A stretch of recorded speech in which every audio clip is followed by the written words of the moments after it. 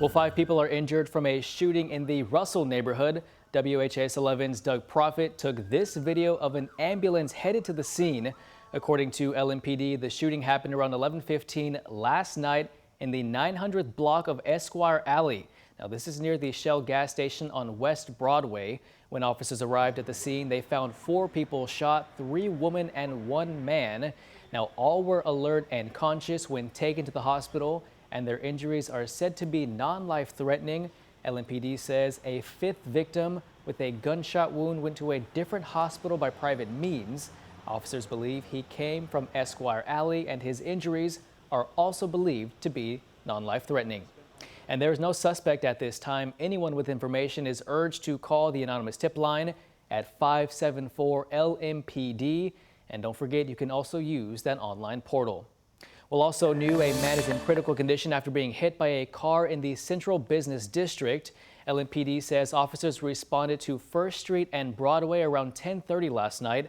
According to a preliminary investigation, a man wearing all dark clothing was in the road and not yielding to traffic or using the crosswalk. Officers say a vehicle headed west on Broadway at first and hit the man.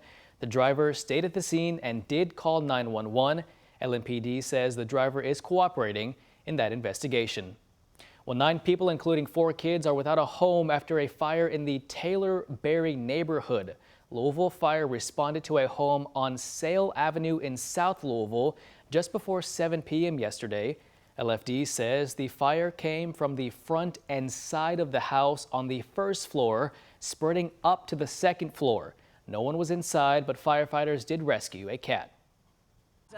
We were notified that some of the children were playing basketball in the backyard and noticed the smoke. So they went to run to tell one of the adults, and that's when they started to get everyone else out of the house. So they took quick action to evacuate. LFD says it took crews less than 20 minutes to gain control of the fire. There were no injuries, and the American Red Cross is helping the 9 people who lost their home. Well, a judge has ruled against the case of a man being accused of breeding pit bulls for dog fighting. That case will continue. Kareem Garner and his attorney says that these dogs that you see on your screen right here were for show. WHAS11's Ian Hartwood and chief photojournalist Philip Merle were inside of the courtroom.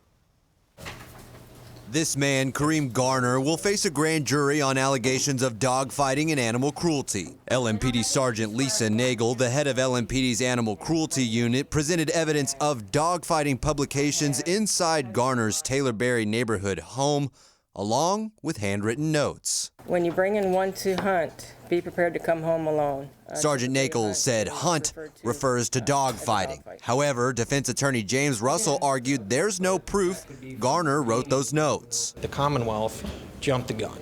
My client is a reputable dog breeder and enthusiast, and I think that's what the testimony here today showed. When police searched Garner's home here bordering Taylor-Berry Park on June 6th, they found 4 dogs in the backyard, 2 males and 2 females, which were covered in their own waste and some mud too. The defense attorney for Garner says that the exercise equipment found at the home indicates that those dogs were raised for shows and not fighting. Here's one example, LMPD's picture of a homemade carpet treadmill in Garner's basement with a chain meant to keep dogs in place. According to police, some of the dogs had worms. Now they're being held at Louisville Metro Animal Services. To be able to remove those 4 dogs and give them a better chance of a life, that's the reward in it. And that's why I do it. However, this case is just getting started, and the grand jury will decide if it goes to trial.